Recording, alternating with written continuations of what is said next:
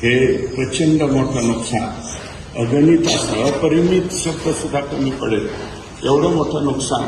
एकतर ते काय पवार घराण्याचं नुकसान नाही झालं किंवा एका पक्षाचं नुकसान नाही झालं.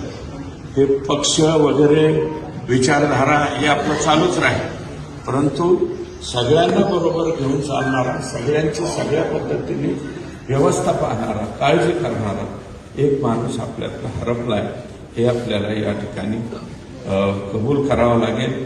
म्हणून या ठिकाणी मी आपल्या सर्वांच्या वतीने, आष्टी विधानसभा मतदारसंघाच्या वतीने भावपूर्ण अशी आदरांजली अर्पण करतो. धोंडे साहेब म्हणाले त्याप्रमाणे देवाला विनंती करतो की हे देवा, आमच्या दादाला निश्चितपणे चांगल्या ठिकाणी जागा द्यावी. एवढं मोठं समाजासाठी त्यांनी काम केलं, रात्रंदिवस काम केलं.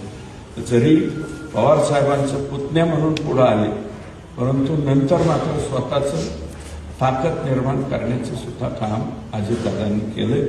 फक्त आणि मला असं वाटतं, तुम्हाला हे खरं वाटणार नाही, परंतु एवढा अज्ञानी म्हणजे आज्ञाधारक, अज्ञानी शब्द चुकला माझा, एवढा आज्ञाधारक पुतण्या जगात दुसरा कोणीही होणार नाही.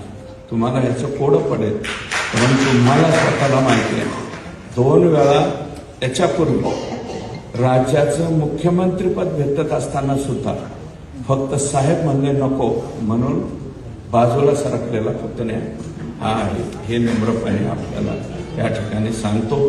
पुढे काय झालं त्याच्याबद्दल मी भाष्य करीत नाही, परंतु जगातला सर्वात आज्ञाधारक पुतण्या असं मी त्यांचा या ठिकाणी उल्लेख करेन, एवढंच नम्रपणे सांगतो. आणि आमच्या दादाने योग्य त्या ठिकाणी ईश्वरानं जागा द्यावी एवढीच विनम्र प्रार्थना करतो. आणि आपल्या सर्वांच्या भावना त्या आहे. काही जण डोळ्याच्या बाहेर अश्रू काढू शकत असतील, आपण नाही काढू शकत, पण भावना जी आहे मनात की काल तर मलाही आवडता आलं नाही, परंतु तुम्हाला सांगतो अनेक लोकांना अनेक अनेक अनेक अनेक घरादारातल्या लहान लेकराला सुद्धा वाईट वाटतं. लहान लेकरं सुद्धा रडली त्या दिवशी हे घडलं. त्याचं कारण का असं काही गेल्याच्या अंतर्वेळेला दादांना योग्य त्या ठिकाणी जागा ईश्वराने द्यावी एवढीच विनम्र प्रार्थना करतो. आणि आपल्या सर्वांच्या वतीने भावपूर्ण आदरांजली अर्पण करतो आणि थांबतो.